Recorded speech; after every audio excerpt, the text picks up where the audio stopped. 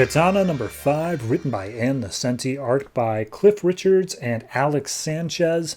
So last issue left off with like a lot of stuff.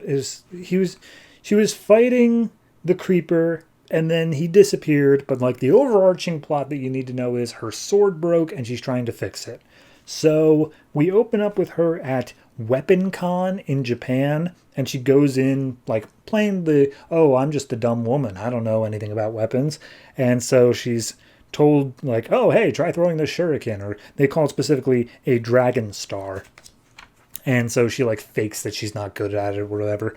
And as she walks through, she's like, I need someone here that can reforge my sword. So she goes up and talks to somebody who seems like a master swordsman and just like, hey, question, can you fix my sword that broke in half? And he's like, no. I mean, I can make it look good, but if you're using it as like a weapon, no, it's always, wherever that little crack was for when it broke in half, it's always going to be bad.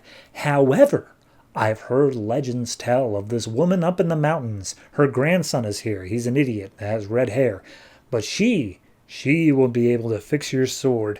And then he gets killed. In the middle of Weapon Con, one of the Shuriken Dragon Star things hits his spine, and he dies, like, pointing in a certain direction towards, like, a blonde woman, but Katana doesn't investigate, and it's just like, this is the mark of, like, a perfect assassin. It's called Masayo's mark, or, like, her husband's name is Masayo, so, I don't know, it's a lot. So, anyway, we pick up with a Japan TV van where Jack Ryder is inside, completely wasted. He gets woken up, just be like, I don't even remember flying to Japan. What am I doing here? And it's like, nothing, Jack. Just go into Weapon Con and cover the whole thing. And someone's died inside. And he's like, fair enough. And also other people were like, hey, Jack Ryder, weren't you dead? Wasn't there a whole thing on how you died in the pages of, I can't even remember what it was now. What did he die in? Nothing important. So either way, he's just like, nope, I'm still here. Rumors of my death greatly exaggerated. And so he covers the death and says like, yes, it was a dragon star and it hit this woman. It hit this guy's spinal cord. And Coil and Sickle are watching on from San Francisco saying, Masayo's mark. The sword clan in Japan is attacking her. I'll be on the first plane over. So Katana goes and finds the redheaded grandson. He's a ladies' man. All the girls are swooning over him because he's the grandson of somebody important. And so she gets into Katana gear, jumps into his car as he's driving away, and says, hey, here's the thing. Drive me to your grandma's house. And he's like, I know you. You're Katana. You're blacklisted. Why would I help you? And she's just like, if you help me, I'm sure it'll make you seem like a bad boy. And he's like, fair enough. Let's go to my grandma's house. And then they are hit by a pickup truck that nearly drives them off the road. And jumping out of the pickup truck is Swagger, the assassin of the Sword Clan, who is a blonde woman.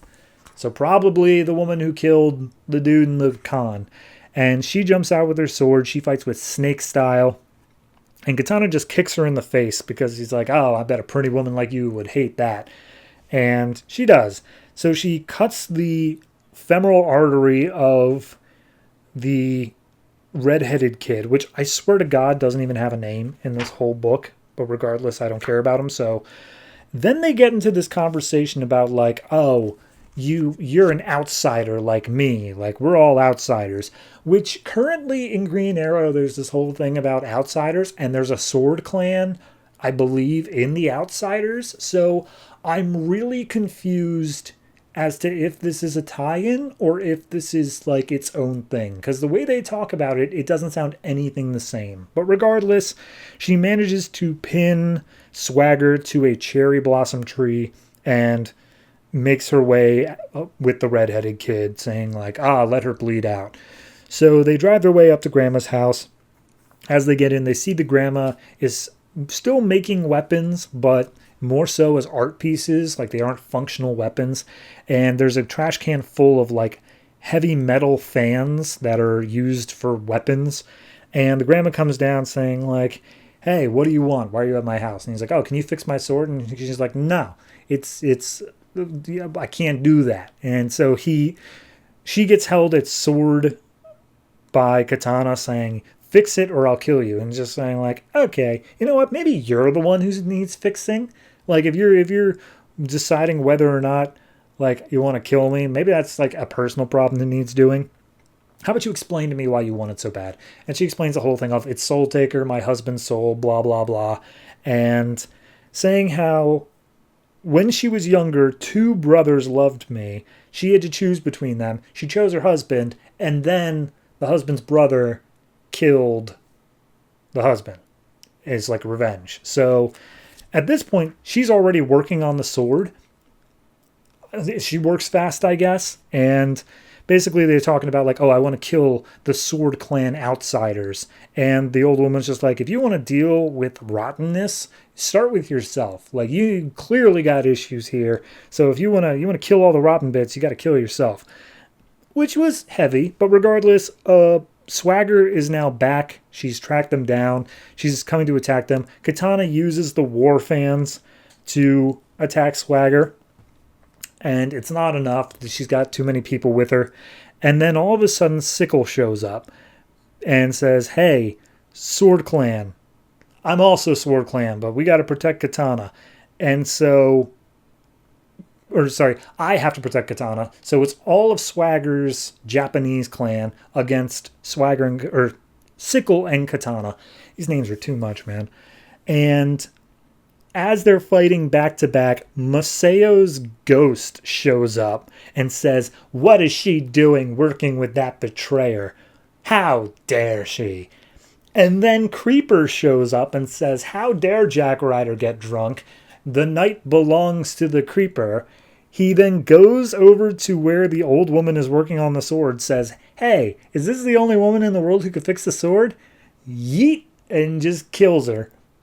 And the redheaded grandkid is like, Grandmama. And he's like, yeah, no, she's dead now. No one alive can fix that stupid sword. The end. I wish. So, it's not good. It's not. Here's the thing. This is the first issue that I felt like from beginning to end, I understood the plot. When it came down to the outsider stuff, it lost me, but that was mostly just like dialogue. There wasn't anything that was really driving the plot there. But I actually feel like this is the first one where from beginning to end, every event felt like it led into the next event. Some of it was stupid, but I felt like it at least followed a cause and effect order. But that doesn't make it good. That doesn't make it a good book. That makes it an acceptable book. And I actually have listed right here on my little paper of ratings what acceptable means. And that's a 4. So I'm going to bump this one up to like a 5 just because it's been so much worse before this that the fact that I'm able to understand what's going on at all deserves that extra point. But it's only because it's subjective compared to how much crap came before it that this feels like a shining little glittering piece of gold amongst all that crap. So 5, and that's the good side of things.